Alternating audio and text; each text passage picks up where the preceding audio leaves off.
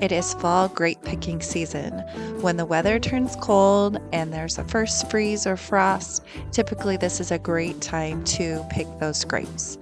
The flavors are really powerful and they're juicy and delicious. So we headed over to my sister-in-law's house a couple weeks ago to pick grapes to make grape juice. Now, if you've been around for a while, we have lots of videos on how we steam our grapes to get our grape juice. We'll leave those links down below so you can see them. But this year we're not only going to steam our grapes for juice, but we're going to turn those grapes into delicious jelly that we can put on our shelves for the next several months.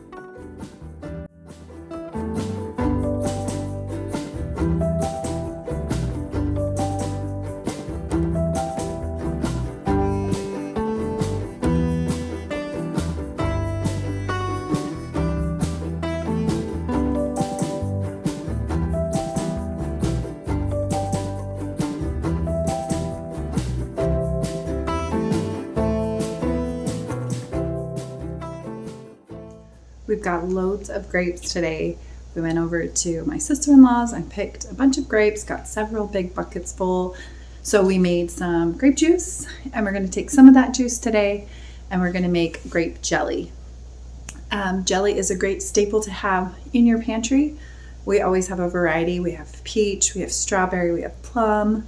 We even did some mint jelly this year, and now we get to add some grape jelly to it. It's also a great addition to our farm stand.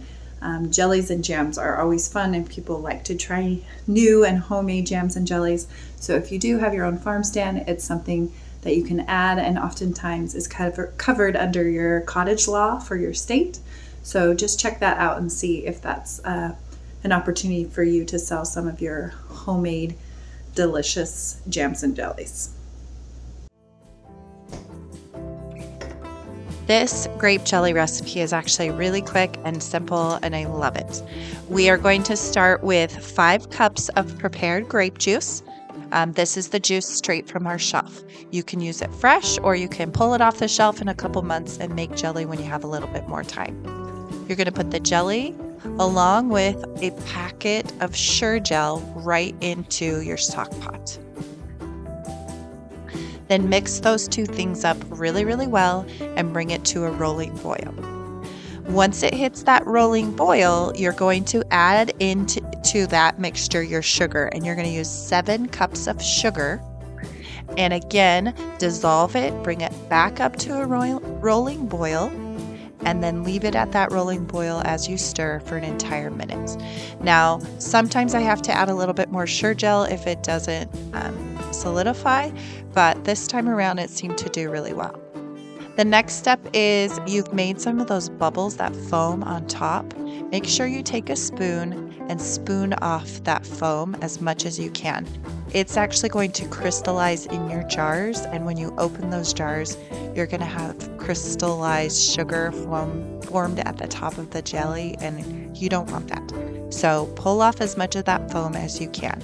Now you can add a little bit of butter to your grape juice and your Sure-Gel at the beginning to hopefully stop some of that foaming, but I don't do that. Once you've got the foam as much as you can off, you're going to use your funnel and funnel that jelly right into your nice hot jars. Now, because your jelly is hot, you want to put hot things into hot jars. A lot of people are like, well, how do I keep them hot? I just fill my sink with hot water and leave my jars in there. You could have your water bath canner full, right? It should already be hot with hot water, and you can put your jars in that as well. Once they're filled, you're going to use a wet paper towel. You can put a little vinegar on it, and you're going to wipe those rims really well. Anytime you're using something, especially that has sugar, the sugar can really stick to the rim of those jars. So vinegar is going to cut through that. Then you'll add on your lids and your rings, and you are ready to water bath can that jelly. You're going to water bath can it for 10 minutes, depending on your altitude. Mine I usually have to do for 12 to 15.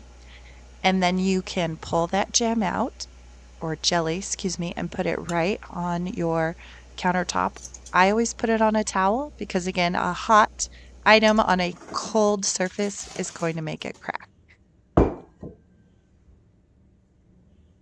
Now, nothing goes better with homemade jelly and jams than homemade English muffins. And I love this sourdough English muffin recipe. This is one that I've been making for several years.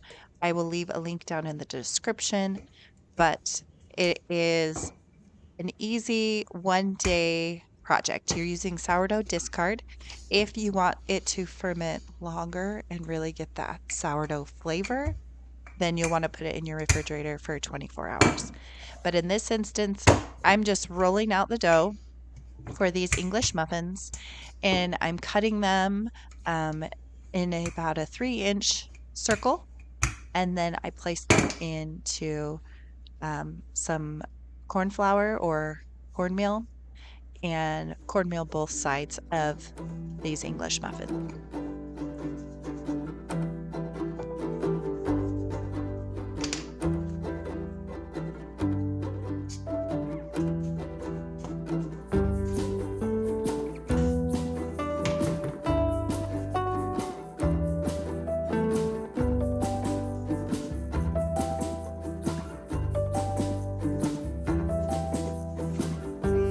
After you've cut out your English muffins, you're going to let them rest for about another hour to 90 minutes until they double in size. Then you're going to put them on a nice hot skillet, or in this case, I've got my electric skillet on, and you are going to cook them for 10 minutes on each side. And that is actually going to bake these English muffins so they're nice and fluffy on both sides. And then you can cut them open and enjoy them with some of that fresh grape jelly that you just made. Oh, this is such a great breakfast. It's a great snack, and it really just makes your heart happy.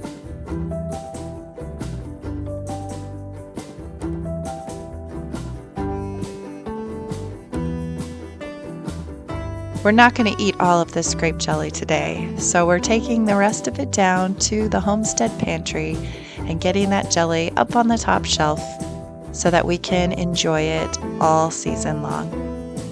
Thanks for watching, and we'll see you next time.